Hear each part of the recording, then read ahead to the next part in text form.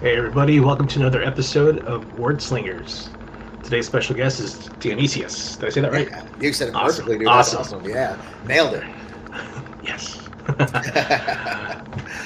All right. On Word Slingers, we'd like to talk about writing. So let's get right into it, man. How did you get into writing? What was the first thing you wrote? And what was your writing journey like? I can't even remember. Oh, I guess I wrote obviously a horror story when I was a little kid, probably like in, I want to say like third, fourth grade around there. It was like a writing thing that we had in class. And of course, since I've been watching horror movies at probably far too young of an age, it was a horror story. And I can't remember, it probably a werewolf in it, maybe, most likely. But from there on out, I just loved writing and telling stories, man. Just haven't looked back since, and it's been 47 now, so it's been quite a few years. But nothing professionally, just for myself. And this is the first time I'm actually trying to get my foot out there, or dip my foot in the pool of actually getting people out there to read my stuff, as opposed to just close friends or working on stuff, helping other people with their stories. So yeah, it's been a while. Yeah. Nice. That's awesome. Yeah. Is there any writers that inspire you? Oh man, Dwayne McDuffie for sure. Um, Old Stan Lee, Nice. just from the stuff that he created. I'm trying to think, Stephen King for sure. Yeah. And then a lot of influenced by a lot of movies. But for authors, I would say Stephen King was a big one for me. Peter Straub was another one. Um, Other than that, just a lot of stuff was just influenced from those writers, and then from there on out, I just love just really just writing for myself. You know what I mean? Just getting lost in my own stuff and not trying to get influenced too much by other writers. But yeah, I would say that the biggest influences were McDuffie, Stephen King, Peter Straub. Yeah. Cool, man. Yeah, I was a Stephen King fan myself. What was your Yeah. favorite story or book? It was for me. I would have to say The Talisman, which Okay. my story is similar to The Talisman in certain ways, but The Talisman really stuck with me. And I also love. I always can't say his name. The writer of uh, Fight Club. But one of my favorite Oh, books by yeah. him is Mhm. I can't say his name. Is Choke. I don't know if you've ever read Choke. No, never Book of have. his. It's awesome, dude. It's about not to give too much away, it's about an African lullaby that people read in order to put their sick and dying to death peacefully. And it's actually a real spell that somebody releases into a book. So somebody is killing somebody in the story, reading this lullaby, so to speak. And Wow. it's like a detective story trying to figure out who's doing it, and it's a road trip story as well, which is something I'm very fond of in storytelling aspects. So That sounds really cool. It's called Choke. it's Choke, yeah. It's or is it Choke or is it Lullaby? Might be Lullaby. I have to look. It's been a year since I've read it, man. It's stuck with me. I think Choke is another one by him. It's a little bit Okay. different, but I think it's Lullaby, if I'm not mistaken. I'll have to look it up. But that was the last book I actually read, which is actually a little while ago, man. But yeah, it's a really good one. I'll look up when I'm done, but I think it's called Lullaby. That's awesome. Yeah, let's check that out. I'm just gonna say hi to the chat real quick. We got Jolly here. Hail Jolly. What's up, Charlie? My brother Justin. Hey, Justin. And it's awesome.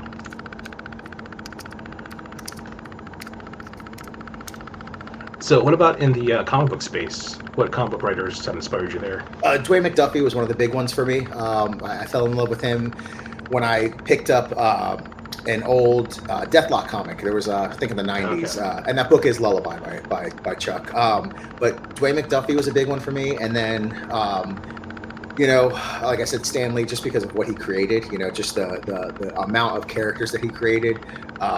Granted, some of the stuff might be dated, but it still is Yeah. timeless. Right.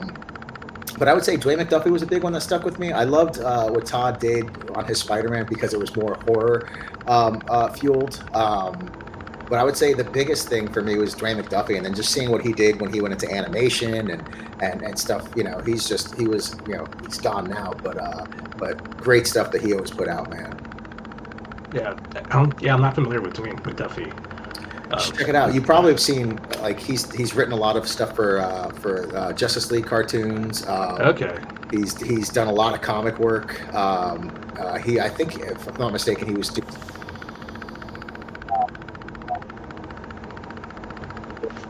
Lost A you. bit longer. Oh, Oh, there we can go. you hear me now? Yeah, yeah. Yeah, he passed away. I want to say about like maybe 15 years ago, maybe even a little bit longer. Died young, but he Uh, had a pretty prolific career in comics, animation, and film. So yeah. that's awesome. You have to check them out. What's your writing method?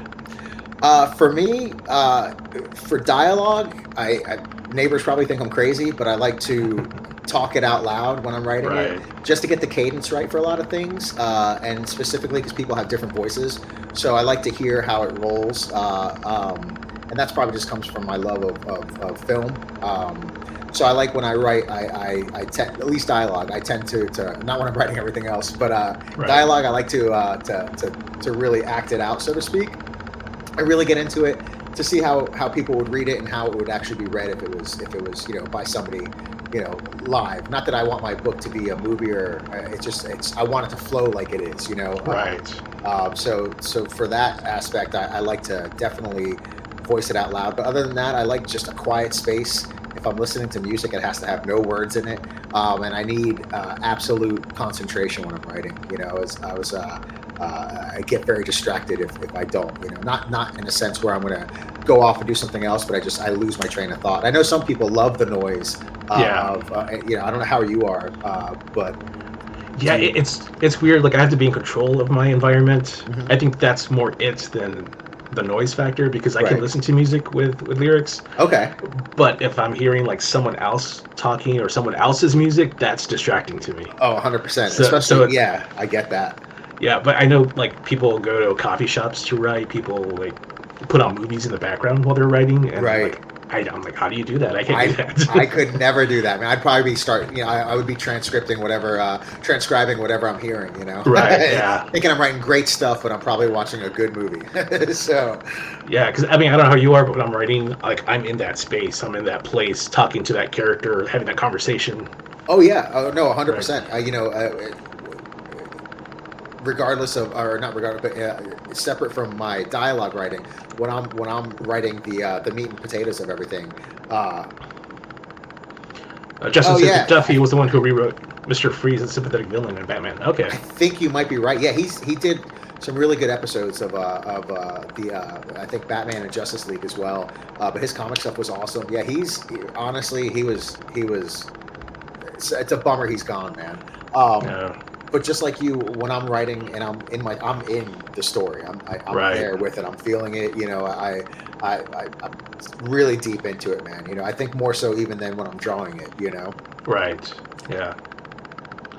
So what about your plotting method? How do you plot out a book? So it sort of just comes to. I mean, I think about it obsessively. Day and night until I nail everything down, and then I write my outline, and then from there I'll go in and I'll script everything out. But for the most part, it's breaking it down in my head like just like a puzzle piece, or a puzzle rather, and each puzzle piece I'm just trying to lock in and see where everything goes.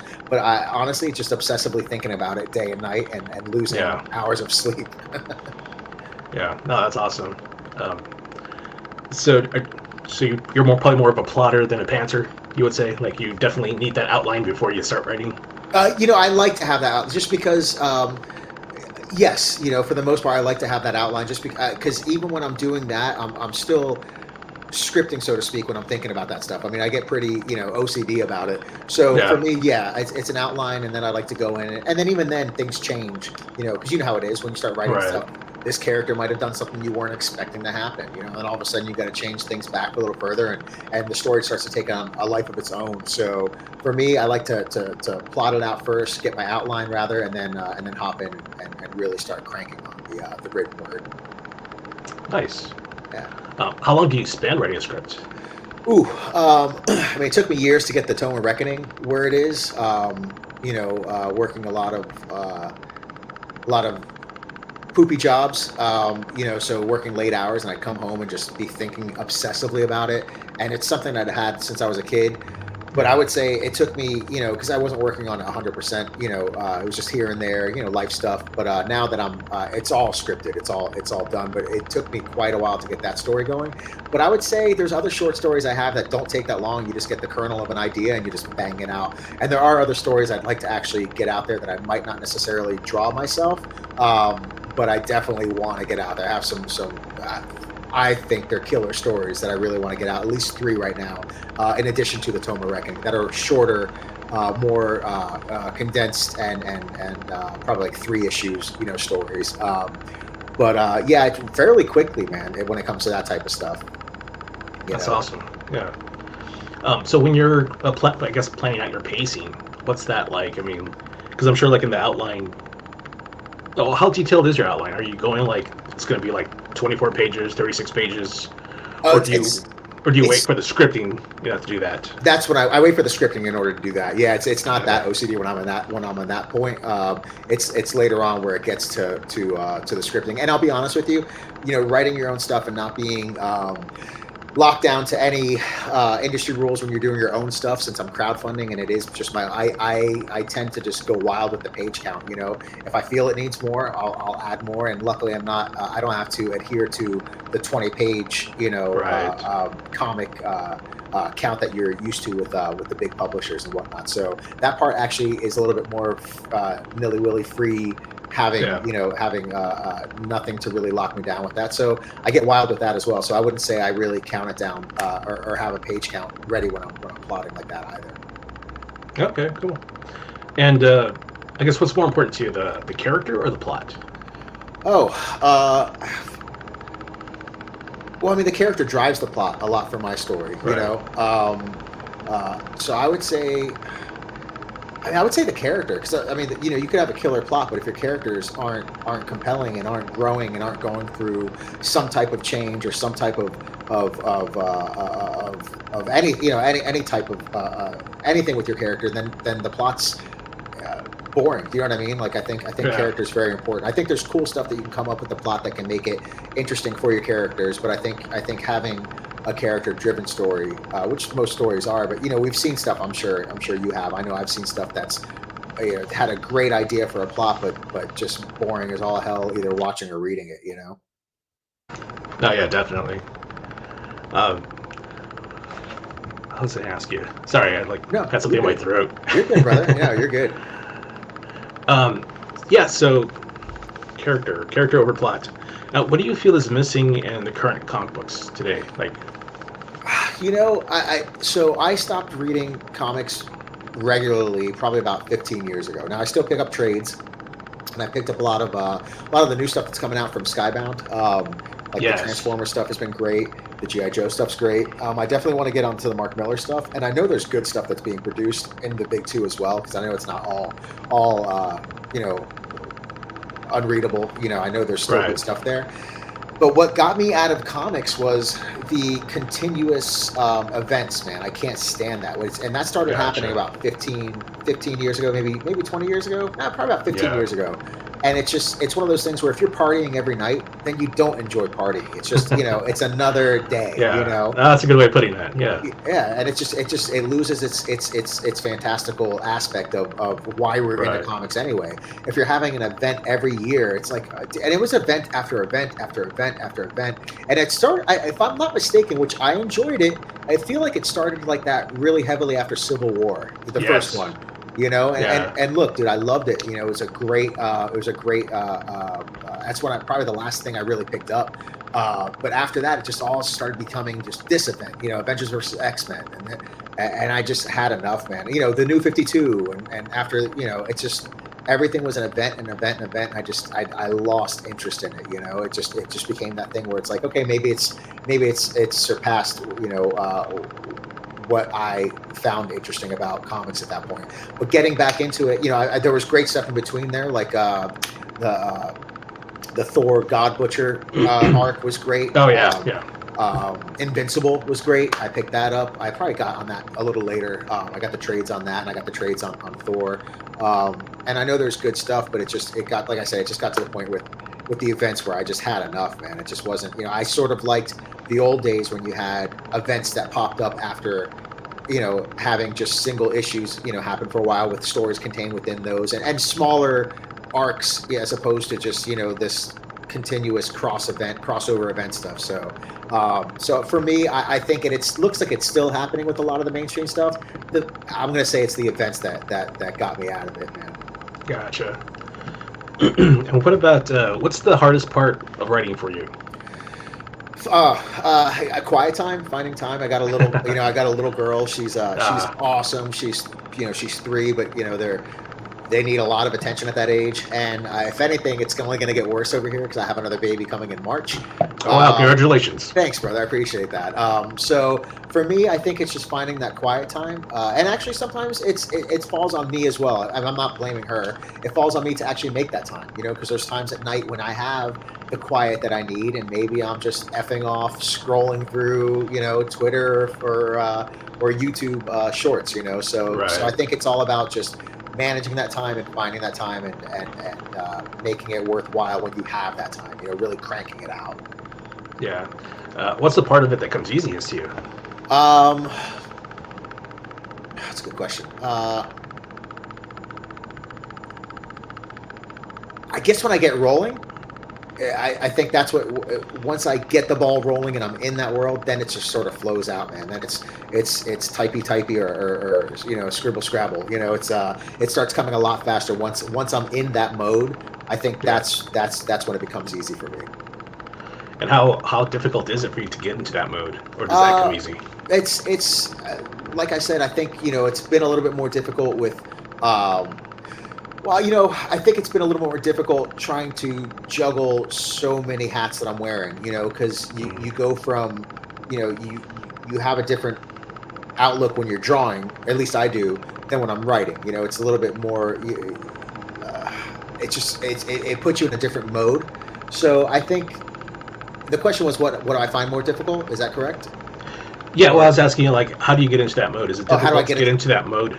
So for me, it's difficult to get into that mode right now, just because running the campaign, coloring new stuff, finishing up on one issue right now.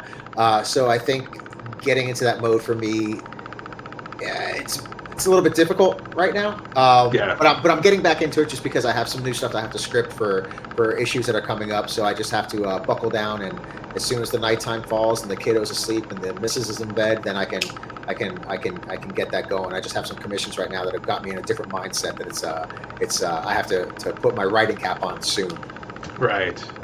And being your own artist, how tight do you go with the script? You probably keep it pretty loose. I do. Imagine. I do. Yeah, I keep it loose. I like to. I have an outline. I have essentially where I'm going with everything. And I'll write the script. It's fairly loose, and then I go through another rewrite as soon as I'm done with the artwork. Because maybe I made a facial expression, the person's saying something else, or maybe while I'm drawing, like I'm actually wording stuff out as well. So I'm like, maybe this happens. So it is fairly loose until I get to the point of lettering. And then I usually send it off to the letterer, and then when I get it back, sometimes I might have another idea, so I might send it back to him to rewrite some stuff on the lettering aspect. So yeah, it's fairly loose when I'm scripting before I write, or before I draw rather. Right, that's cool. Yeah. And what's your favorite part as far as being an artist? Do you like the penciling, inking, coloring? Like what's? I think the penciling. Yeah. I've had the pages for my first book for a while, and I was actually trying to find an inker, and I couldn't find somebody that fit my style. I tried to find a colorist, couldn't find a colorist. Luckily, my fiance, my wife, is my colorist now. We're actually doing double duty on issue 2 and on. She did the whole first book. But I think the most fun part for me is the pencils. The pencils is the most fun part, just because you're a little bit looser there. I'm enjoying inking now a lot more than I did before, since I had to teach myself how to ink. I'm getting better at it, or I've gotten better at it since I've started with the first issue, and I'm on issue 5 right now. So I've gotten better, but I think my favorite part is definitely the penciling. Yeah. Awesome. Sure. And are you traditional or digital? Traditional pencils, traditional inks, and then we color digitally. Nice. And sometimes I might do a little touch-ups, digitally as well. But for the most part, it's all traditional stuff. 11x17 printer paper. Like to save a couple of bucks. The Bristol's too expensive now, so I've been drawing. It is. So have you tried drawing on printer paper? I've not. No. Dude, it's so first of all, it goes, it's made for ink. It holds so much ink and doesn't like crumple or mess up. And I mean, I've been drawing on it for the past, like, I want to say a year and a half, maybe. Oh no, I've been drawing on it for about 3 or 4 years now. I think it was during COVID when I couldn't get out and get some Bristol. I was like, well, let me just get, I have this 11 by 17 printer paper lying around. It's awesome, dude. It's cheaper. I mean, you have a whole ream of like, I don't know how many pages as Yeah. opposed to, 15 or 20 in a thing of Bristol. And it's awesome, dude. I love it. I mean, it's great for drawing on, and you don't feel bad if you mess up a piece. You know what I mean? Just chuck it and Right. start a new one. So yeah, I'd give it a shot, man. If you got a chance, get some 11 by 17 printer paper. And like I said, that stuff holds ink really well too. It's pretty crazy. It's impressive. I Nice. have a black werewolf in my black furred werewolf in my comic. So like, there's a lot of ink that I put in the paper, and it holds perfectly, man. No Nice. issues whatsoever. Yeah, How thick is that sheet? Like, it's thin. It's literally printer paper. It's not thick at all. It's I was really impressed when I first did it because I was like, is this gonna work? And it's worked great, man. Yeah. it's cool. Justin says I think Dan Warren Johnson does his Transformers book on copy paper. Oh, dude, Wow. that's awesome. His books, dude. That book has been Yeah. great so far, dude. I love that book. That's super cool. I didn't know he did that. It's cost effective, and it's like, why not? You know what I mean? And if Right. you wanna, Yeah. Yeah, and if you want to sell it to somebody, I'm sure you could put it on something, or a backer board or something like that. But I don't see the point in paying for Bristol right now. I mean, I think there was a point in time when, like, I'm sure you look up what is this artist using, or there's here's my supplies, and it's like, Right. you don't need the fanciest shit all the time. Pardon my French. It's Yeah. sometimes it's okay to have the cheap stuff, and for if it works, you know what I mean, and it works. It works fine. Yeah, I've loved it. That's cool. How about artistically? What are your influences there? Ooh, Art Adams for sure. I love Arthur Adams. He was a big influence as a kid. Todd McFarlane was. I mean, I really got into the comics, like 88, 89 Okay. on. And so Todd McFarlane was a big influence. Arthur Adams was a big influence. I loved Mark Bagley stuff. I even liked Eric Larson stuff during his Spider-Man run was really fun and fluid. Yeah. Romita Jr., Buscema. I love Buscema as well. So it's pretty wide ranging, but I think the biggest influences on me were probably Arthur Adams and Todd McFarlane. Nice. Yeah, those are great artists. They really are, man. Yeah. Yeah. What about inkers? Any inkers you've studied? I should have. I didn't. And I'm sure I pulled from stuff like looking online, but inkers, I really haven't. I don't have a favorite inker, which I probably should. Probably would have helped my game a little more. But yeah, no, for inkers, I really couldn't pull one out. Oh, well, who's the guy that inks Jim Lee? Scott Williams. Yeah. Williams. Yeah. Yeah, he's. I mean, I don't pull anything from him. I don't think I could. But Yeah. as a favorite inker, I would say it's him. He's just insane, man. Yeah, Like, he is. the stuff he adds to Jim Lee's work is just unbelievable, dude. It's like when you see the Yeah. pencils and you see where he's gone with that with his inks, it's just incredible. Yeah, it really is. What about colorists? Ooh, colorist as well. My fiance, honestly, her stuff is, and she's a traditional artist, but she translated that over to the digital stuff. But I love her color palette, man. It's Like really my cool. first issue, I love what she's done in it. The second issue, she's helped me out. She taught me Photoshop in the second issue, so I've taken the reins. Or not taken the reins. She's let me pull on one of the reins. She still has the reins, and hopefully with issue 3, she will take the reins a little bit more.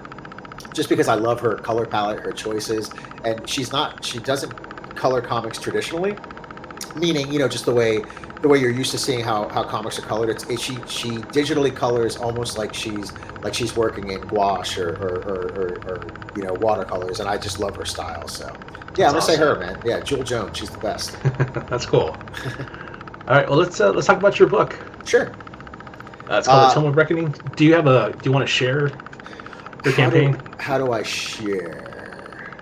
There should be a button at the bottom that says present. Okay, yeah, And let me pull it up real quick. Yeah, just open up another tab with the campaign. Or if you want, I can try and do it on my end. Is that cool, brother? Yeah. Let me see if I can do that here. There's a reason I work traditionally. You know what I mean? I'm sort of computer illiterate. I shouldn't be. I'm not that old.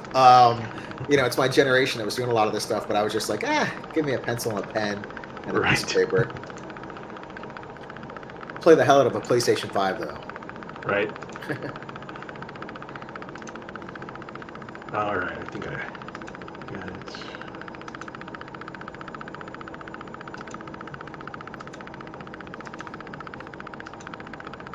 There we go. All right. So tell us about your book. So this is the second issue of my book, The Tome of Reckoning. It is a horror adventure book, like urban fantasy. It is a story about a group of misfits that have been brought together during an impending apocalypse. And as they're brought together because they're fighting a two-front war against shadowy government forces and an ancient evil from beyond. And they're just trying to trek across the country in order to secure their place in the aftermath of this apocalypse that's coming. Cool. There's a lot of different moving parts of the story. It's a lot of gods and monsters and espionage and military forces fighting each other, and rifts that are opening up into the world from different dimensions. It's essentially Nice. it's a cataclysm that happens, over a certain amount of time throughout every dimension. So, our world will be inhabited by creatures from other dimensions, and their world will be inhabited by creatures from our dimension, humans and whatnot. So it's essentially just the end of the world. It's where all the myths come from in my story. Gotcha. Like when you talk about Pandora's box, or you talk about giants and all this other stuff, the antediluvian stuff. This is where it all comes from. So we're essentially looking at what the myths of the next generation of people will be looking back on right now. So it's the beginning of that, and I take you on that journey all the way to with the story all the way until the world essentially restarts again. Wow. I love this piece. Awesome, This man. Thank you. is so cool. I love the colors on it. So my lady did the colors, and my buddy Ed Herrera did the art for both covers of mine. So he's a great artist, man. I'm trying to get him on Twitter. He's on Instagram right now. I don't know if I have his handle on there, but he's amazing. He's got such a killer style, and I'm really lucky to have him do my covers. Yeah. Yeah, I love her choice to just leave the background the negative space white. That's really cool. Right? Yeah, and it's funny because I really love Berserk, and I didn't tell him to do the covers like that, but both covers to me are sort of reminiscent of the stark white of the background of Berserk and just like a singular image. So I'm sort of stoked they came out like that. Yeah, it's a beautiful cover. Love Thank that. you.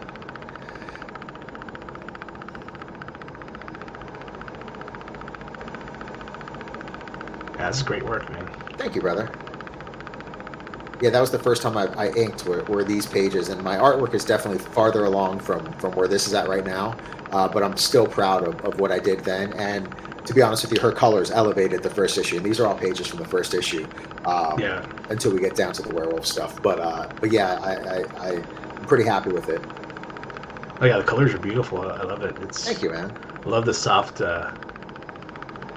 changes here in the background, the sky, and then you get down here that texture in the ground here. Yeah, she's great, dude. This the first time she ever colored a comic was this one. Wow. So digitally, even she just went to town and that's amazing. She did a great job. Thanks, man. I'll let her know. Yeah, she's always a little hard on herself about that stuff, and I think she killed it. So she really did. This is awesome. I never would have guessed this was her first time. Right, dude? That's what I said. I'm like, oh my gosh. So you got to do it more. Yeah, even the lighting effects here, that's not a lot of people can do that. Yeah, dude, it's insane. And she taught me how to do that in the second issue. It probably didn't come out as great as hers. She went back and fixed it, but yeah, she's really impressive, man. And her art in itself, she has some stuff she's looking to put out in the near future. I can't wait till she can because I love it. Yeah. Yeah, she did a fantastic job. Thanks, man.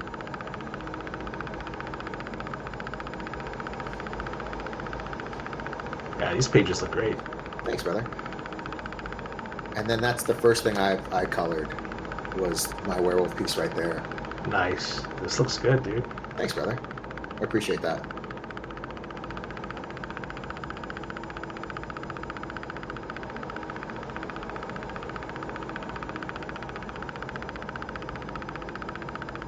Very nice. I'm looking at your color holds here because I like I noticed that kind of stuff.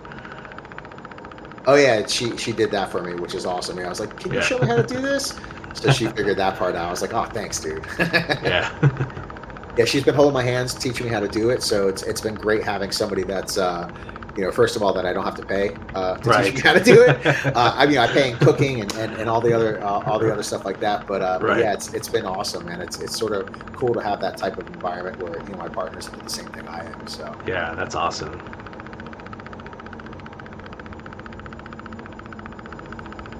Yeah, no, I love to like just let my eyes linger on this kind of stuff and that's just awesome. I appreciate it. yeah, I'm hoping our book looks unique enough. Not I love the stuff that's coming out and what people do, but I want mine to stand apart a little bit. To not look right, as everybody else's stuff does. right. Ah, this looks great, man. Thanks, brother. And then there's another picture, a page from issue 2.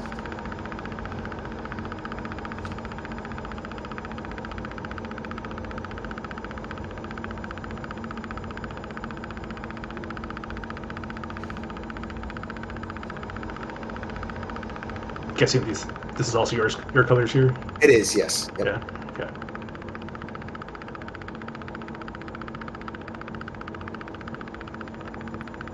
And That's interesting. that's a print that was unlocked as soon as we got funded, so everybody gets that print. It's 6x10, and that's Hellbound, my character Hellbound, and that's done by Ed Herrera, our cover artist. Okay. Did that bad boy for me, so Yeah, that's awesome. thanks, man.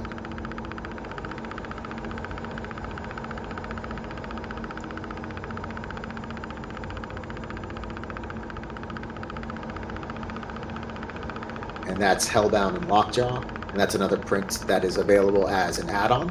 I think the prints from here on down are add-on prints. Okay. So what's his story? What's Without giving too much away, he is a sorcerer, a warlord sorcerer from antediluvian times. okay? So he's pretty old, and without getting too into it, he knows what's coming for everybody. He's witnessed the reckoning before. It's an interesting belt. I'm guessing that's like a demon or something. Like it has a mouth. It's funny. It's not. Oh, it's not? Which I've heard that from everybody. I'm like, oh, it's a missed opportunity. Yeah. But no, it's essentially the crest of his family. If you get close into it, okay. it's like what's the black rock that people used to use to make obsidian. It's obsidian, and it's like a little Okay. mosaic of obsidian stuff and white ivory, so it can bend if he needs to bend over and whatnot. But it's just a crest that his family had that he Okay. keeps to remind himself of where he came from. Gotcha. But it does look like maybe I was influenced by the hand in Vampire Hunter D, the Yeah. hand that talks. You know what I mean? That hand that talks. Right. So, but yeah, I just wanted to have something that was a little bit interesting on his front side without being like a symbol, so to speak. Gotcha.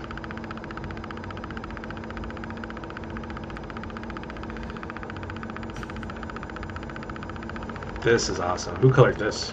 Jewel did, yeah. Jill did. Yeah, she did an awesome job. Oh man, I can't wait to tell her, dude. Yeah, thank you, brother. Yeah, she does great stuff, dude. Yeah, it's just gorgeous. I love that.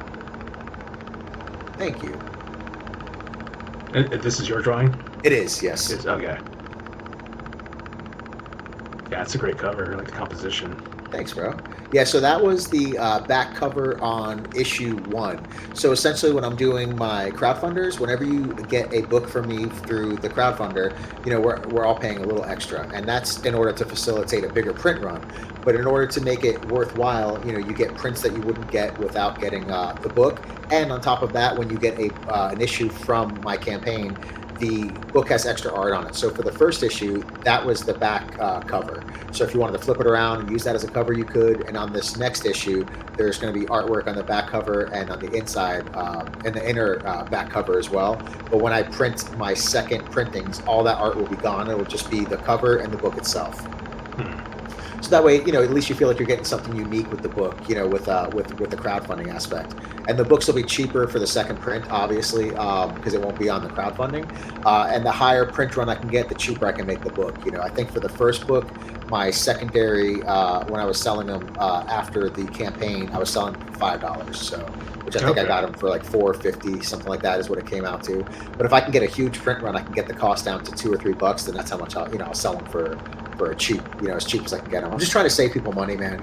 Right. It's I'm not paying too much to put these out. I mean, I am paying, it costs to have letterers and it costs to have a flatter. But I'm not paying a colorist and I'm not paying inker, penciler, or writer. So if I can save a couple of bucks just to get my book into somebody's hands so they can, hopefully enjoy it as much as I do, then I'm just trying to get it out there. And with inflation and everything else that's going on, dude, every penny counts, man. So, right. And I'm even trying to keep my Kickstarter. My Kickstarter is fairly cheap for what I'm putting out there. It's 36 pages per issue, and I'm only charging $10. That's really good. Yeah. And if you get the first issue, or if you get the second issue, I have a single a tier on here where it's just the second issue, but you get the PDF for issue 1 and issue 2 for $10 plus $5 shipping in the US. So nice. Yeah, I love the textures here in this background. Awesome, thank you.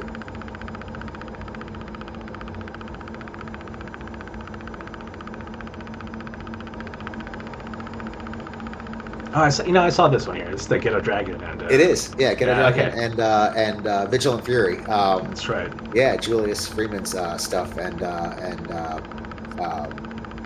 his name is escaping me right now. The artist. Anthony Gambino. Gambino, thank you. I was gonna say Geronimo, but yeah, Gambino, who's doing killer stuff on there with the ink washes. Man, I cannot wait to get that book in my hands. But yeah, so for my last campaign, I only had 13 backers. My book was a month late due to printing issues. But in order to say thank you, I gave everybody a free drawing since I was appreciative to have even 5 people get my book. To have 13, I was stoked. It was a little late, so I drew a drawing for everybody. And then this time, I'm actually having it as a perk. So for $25, you can get an original drawing set with the comic as well. And for international backers, since cost of shipping is $35, anybody who's an international backer automatically gets a drawing. Just because if you're in the U.S., I'm only charging $5 for shipping, which is, it's pretty good for a crowdfunder. That is really good. Yeah. And that'll come in a Gemini mailer, board and backed and boarded, bagged and boarded rather. So if you're getting it overseas, I feel bad about $35 shipping, so you get a free drawing with it. That's awesome, man. Yeah, thank you. Yeah, this is great prices. Yeah, I try to keep it low, man. It's one of those things where, like I said, I spent $180 at the grocery store for barely anything. So if I can, pass along, whatever savings I can with as hard as everything is right now, then I'd love for people to just jump on. I mean, I have, 2 PDFs for $7, and that's 72 pages, less than 10 cents a page, so. Yeah, that's a great deal.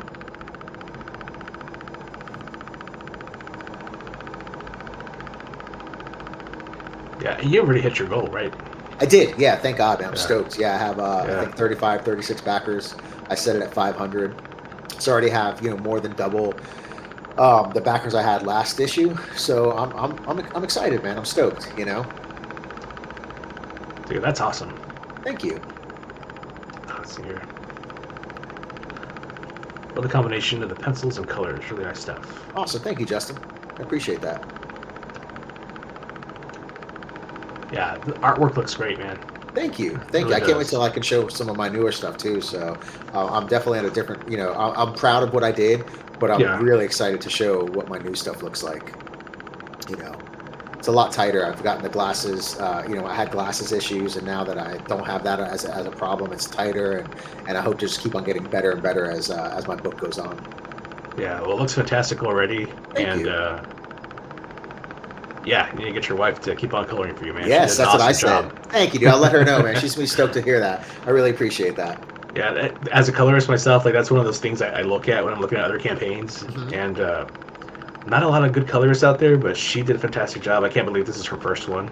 Oh, dude, I can't wait to tell her. She's gonna be stoked to hear that, man. Yeah, if she wanted to do this for a living, I'm sure she could. This is that's that's what I said. I was like, dude, do it, and I'm really excited for her to show her stuff later on. And when she does, I'll be posting that everywhere, But yeah, Yeah. I'm really excited to hear you say that, man. She's gonna be stoked to hear that as well. Thank you. Yeah. Well, awesome, man. Thank you. Thanks for sharing that with us. You know it. Thank you for having me on, man. I appreciate it. So, what advice would you give, another creator coming up? Do what you love. I mean, I was never able to break into the big two or any of that stuff. I tried for a short amount of time. So for me, I think my love of this stuff is not the validation of somebody else. I mean, granted, look, we all do artwork for that purpose, but I think you have to love it Yeah. yourself first. So I would say, love what you're doing. Make sure what you're writing and what you're drawing is something you'd want to read before you ever try to show it to anybody else. And it might not resonate with everybody else, but the thing Right. is, if you loved it to begin with, then it's a win-win situation in my mind. Yeah, no, it'll find its audience. Yeah, but if it doesn't, and you really, like I said, this is a sickness for me. If I wasn't putting this out, I'd still be drawing and coloring and writing this book for Right. myself. So I think it's important to really find your voice for yourself, and like you said, you'll find an audience. We're not all so unique where Right. somebody's not going to be into this. Somebody's out there, and you just got to find who that is, and Yeah. and that's the trek that I'm on right now. So.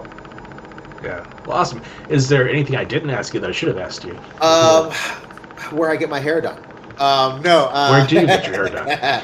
Right in the bathroom with a lady's razor. No, man, not at all. Dude, you were really good.